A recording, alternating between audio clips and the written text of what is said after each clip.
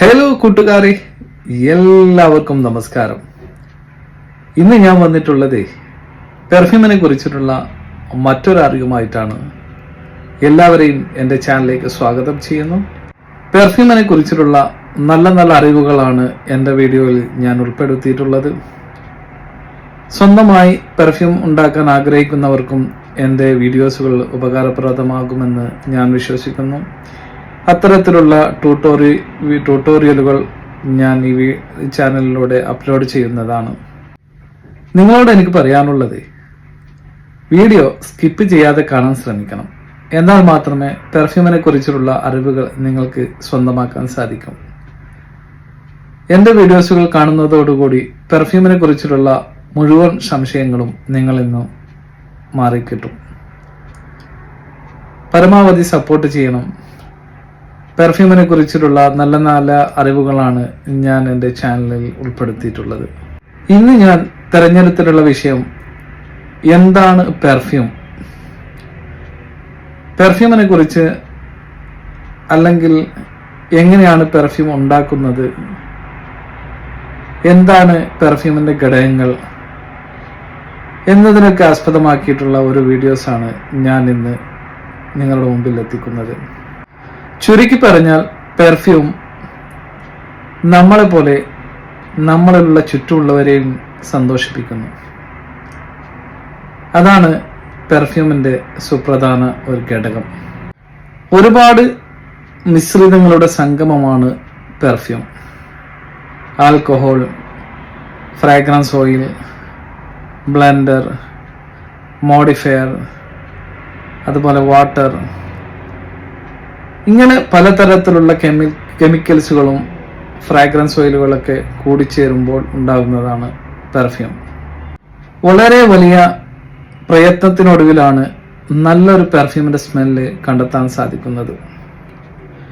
ഇതിനുവേണ്ടി ആയിരക്കണക്കിന് അക്കോർഡുകൾ ഉണ്ടാക്കേണ്ടി വരുന്നു. പെർഫ്യൂം ക്രിയേറ്റിവിറ്റി ഉള്ളവരിൽ നിന്നാണ് മിക്ക കമ്പനികളും പെർഫ്യൂം സംബന്ധമായിട്ടുള്ള സ്മെല്ലുകൾ അല്ലെങ്കിൽ അവരുടെ ഫ്രാഗ്രൻസ് ഓയിലുകൾ വാങ്ങിക്കാറുള്ളത്. പെർഫ്യൂം എല്ലാ കമ്പനികളും സ്വന്തമായി പെർഫ്യൂം നിർമ്മിക്കാറില്ല.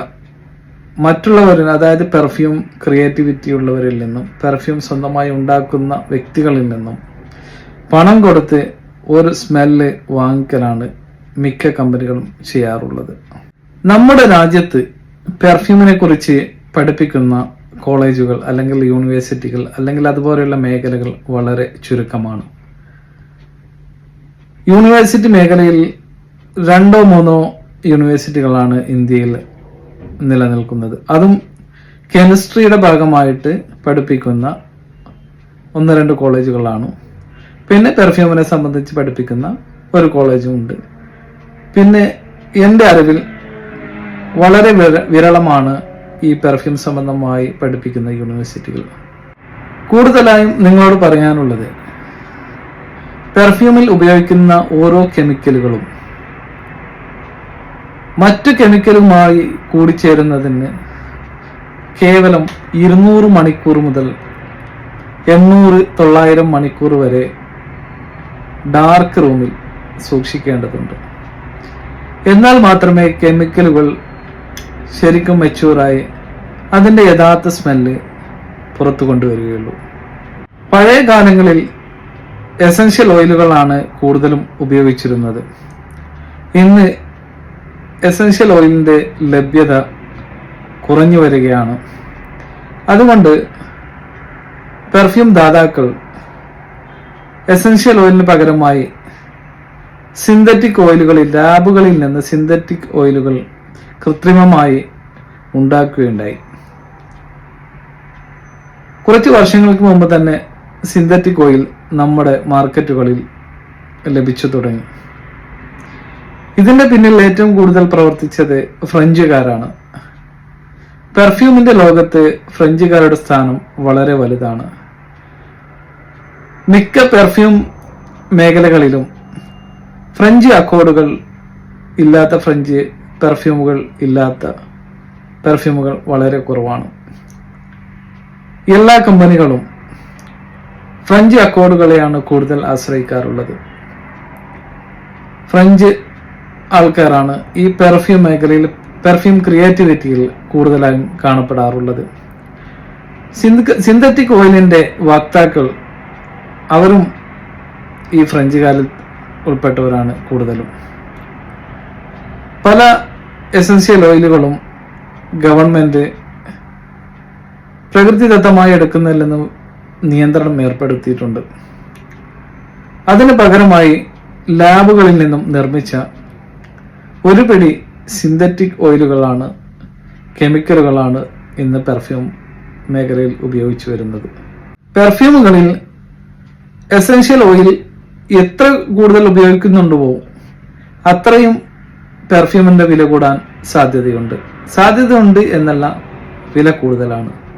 കാരണം എസൻഷ്യൽ ഓയിലിന് അത്യാവശ്യം വില കൂടുതലാണ്. സിന്തറ്റിക് ഓയിലിനെ അപേക്ഷിച്ചിടത്തോളം എസൻഷ്യൽ ഓയിൽ ഒരു 4 മടങ്ങോളം അധിക വില കൊടുക്കേണ്ടി വരുന്നു. സിന്തറ്റിക് ഓയിലാണെങ്കിൽ വളരെ തുച്ഛമായ വിലയിൽ ചെറിയ ചെറിയ കമ്പനികളിൽ നിന്നും സിന്തറ്റിക് ഓയിൽ ലഭിക്കുന്നതാണ്. ഒരു പെർഫ്യൂമിൽ എസൻഷ്യൽ ഓയിലിന്റെ അളവ് എത്രത്തോളം കൂടുന്നുണ്ടോ അത്രത്തോളം ആ പെർഫ്യൂമിന്റെ വില അധികമായിരിക്കും. ഞാൻ നേരത്തെ പറഞ്ഞതുപോലെ ഫ്രാഗ്രൻസ് ഉണ്ടാക്കുന്നത് ഫ്രഞ്ചുകാരാണ് മിടുക്കന്മാർ. ഫ്രാൻസിലെ ഒരുപാട് ആൾക്കാർ സ്വന്തമായി അക്കോർഡുകൾ ഉണ്ടാക്കി, സ്വന്തമായി സ്മെല്ലുകൾ ഉണ്ടാക്കി മാർക്കറ്റിൽ വിൽപ്പനക്ക് വെച്ചിരിക്കുകയാണ്. അതിൻ്റെ ആ ഒരു അക്കോർഡ് മറ്റുള്ള കമ്പനികൾ വാങ്ങിയിട്ടാണ് അവരുടെ പെർഫ്യൂം നിർമ്മിക്കുന്നത്. അല്ലാതെ എല്ലാ കമ്പനികളിലും പെർഫ്യൂം ക്രിയേറ്റിവിറ്റി ഉള്ളവർ ഉണ്ടാവാൻ സാധ്യതയില്ല. വലിയ വലിയ കമ്പനികളിൽ ഒരുപക്ഷെ ഉണ്ടായേക്കാം. എന്നാലും അവിടെയും വളരെ വലിയ ഒരു പ്രയത്നമാണ് നടത്തേണ്ടിയിരിക്കുന്നത് ഒരു ഫ്രാഗ്രൻസ് കണ്ടെത്തുന്നതിന് വേണ്ടി, ഒരു പെർഫ്യൂമിന്റെ സ്മെൽ കണ്ടെത്തുന്നതിന് വേണ്ടി. ഞാൻ നേരത്തെ പറഞ്ഞു, ആയിരക്കണക്കിന് അക്കോർഡുകൾ ഉണ്ടാക്കേണ്ടി വരും. അത് ടോപ്പ് നോട്ടിലും മിഡിൽ നോട്ടിലും ബേസ് നോട്ടിലും വ്യത്യസ്തമായിട്ടുള്ള സ്മെല്ലുകൾ കണ്ടെത്തേണ്ടിയിരിക്കുന്നു. അതിനുവേണ്ടി ഒരുപാട് അക്കോർഡുകൾ ഉണ്ടാക്കിയാൽ മാത്രമേ ശരിയായ ഒരു സ്മെല്ല് നമുക്ക് പുറത്തെടുക്കാൻ സാധിക്കുകയുള്ളൂ. നമുക്ക് എന്നല്ല, ആരാണോ ഈ പെർഫ്യൂം ക്രിയേറ്റിവിറ്റി ഉള്ളവർ അവർക്കതിന് പറ്റുകയുള്ളൂ. അതിൽ സമർത്ഥർ, ഞാൻ പഠിച്ച എനിക്കുള്ള അറിവിൽ ഏറ്റവും കൂടുതൽ ഉള്ളത് ഫ്രഞ്ചുകാരാണ്. ആർക്കെങ്കിലും സ്വന്തമായി പെർഫ്യൂം ഉണ്ടാക്കാൻ ആഗ്രഹിക്കുന്നുവെങ്കിൽ അവർ ആദ്യം അറിഞ്ഞിരിക്കേണ്ടത് എന്താണ് പെർഫ്യൂം എന്നതിനെ കുറിച്ചാണ്. പെർഫ്യൂമിന്റെ ഒരു ബേസ് ഇല്ലാത്തവർക്ക് സ്വന്തമായി പെർഫ്യൂം ഉണ്ടാക്കാൻ സാധ്യമല്ല. പെർഫ്യൂം എങ്ങനെ ഉണ്ടാവുന്നു, എന്താണ് പെർഫ്യൂമിന്റെ അടിസ്ഥാന ഘടകങ്ങൾ എന്താണ് എന്നൊക്കെ സ്വന്തമായി പെർഫ്യൂം ഉണ്ടാക്കാൻ ആഗ്രഹിക്കുന്നവർ നിർബന്ധമായും അറിഞ്ഞിരിക്കേണ്ടതാണ്. അതിനൊരു പക്ഷേ എൻ്റെ ഈ കൊച്ചു വീഡിയോസുകളൊക്കെ നിങ്ങൾക്ക് ഉപകരിച്ചേക്കാം. എന്താണ് പെർഫ്യൂം എന്നതിനെ കുറിച്ച് വിശദമായി പറയണമെങ്കിൽ വളരെ വലിയ ഒരു വീഡിയോസ് തന്നെ ചെയ്യേണ്ടതുണ്ട്. ഞാനിപ്പോൾ പറഞ്ഞത് വളരെ ചുരുങ്ങിയ സമയം കൊണ്ട് കുറച്ചധികം അറിവുകളാണ് നിങ്ങളിലേക്ക് എത്തിച്ചത്. പെർഫ്യൂമിനെ കുറിച്ച് പറയാനുണ്ടെങ്കിൽ ഒരുപാടുണ്ട്. പെർഫ്യൂം മേഖല നേരത്തെ ഞാൻ പറഞ്ഞതുപോലെ വളരെ വലുതാണ്. അധ്വാനവും വളരെ വലുതാണ്. ക്രിയേറ്റിവിറ്റിയാണ് പെർഫ്യൂമിന്റെ അടിസ്ഥാന ഘടകം. സാധാരണ ജോലിക്കാരന് ഒരിക്കലും പെർഫ്യൂം മേഖലയിലേക്ക് കടന്നു വരാൻ സാധ്യമല്ല. പെർഫ്യൂം ആ മേഖലയിലേക്ക് കടന്നു വരുന്നതിന് മുമ്പ് അവനക്ക് സ്വന്തമായി പെർഫ്യൂം ടേസ്റ്റ് ഉണ്ടായിരിക്കണം. അല്ലാത്തവർക്ക് ഒരിക്കലും പെർഫ്യൂം മേഖലയിലേക്ക് കടന്നു വരാൻ സാധ്യമല്ല. പെർഫ്യൂമിന്റെ ടേസ്റ്റ് ഇല്ലാത്തവർക്ക് ഈ പെർഫ്യൂമിനെ കുറിച്ച് ഗ്രഹിക്കാനും സാധ്യമല്ല. അവർക്ക് ചിലപ്പോൾ ഈ വീഡിയോസുകൾ ബോറടിക്കാം. അല്ലാതെ പെർഫ്യൂം പ്രേമികൾക്ക് എൻ്റെ വീഡിയോസുകളൊന്നും ഒരുപക്ഷെ മതിയായെന്ന് വരില്ല. കാരണം പെർഫ്യൂമിന്റെ ലോകം വളരെ വലുതാണ്. നിങ്ങളോട് എനിക്ക് പറയാനുള്ളത്, എൻ്റെ ചാനലിലുള്ള വീഡിയോസുകൾ പരമാവധി സ്കിപ്പ് ചെയ്യാതെ കാണാൻ ശ്രമിക്കണം. കണ്ടതുകൊണ്ട് മാത്രമല്ല, സപ്പോർട്ടും കൂടി ചെയ്യണം. നിങ്ങളുടെ സപ്പോർട്ടാണ് എൻ്റെ വിജയം.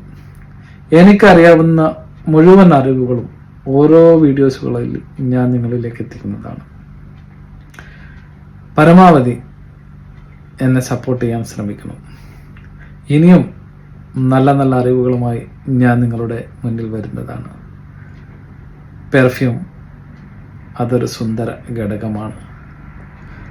പെർഫ്യൂം ഉപയോഗിക്കുന്നവർ ഒരുപക്ഷെ സ്മാർട്ടായി ജീവിക്കാൻ ശ്രമിക്കുന്നവരാണ്. അതുകൊണ്ട് പെർഫ്യൂം ഉപയോഗിക്കുക. ഇല്ലാത്തവൻ പെർഫ്യൂം കുറഞ്ഞ പക്ഷം പെർഫ്യൂം ചെറിയ സമ്പത്ത് കൊണ്ട്, ചെറിയ പണം കൊണ്ട് പെർഫ്യൂം വാങ്ങി പെർഫ്യൂം ഉപയോഗിച്ച് ജീവിക്കാൻ ശ്രമിക്കണം. അങ്ങനെ ജീവിക്കുമ്പോൾ ഒരു സുന്ദരമായ ജീവിതം നമ്മളുടെ ഇടയിൽ ബിൽഡ് ചെയ്ത് വരുന്നതാണ്. വേണമെങ്കിൽ നിങ്ങൾക്ക് പരീക്ഷിക്കാം. തീർച്ചയായും അടുത്തൊരു വീഡിയോയുമായി വരുന്നത് വരെ കാത്തിരിക്കുക. ബൈ.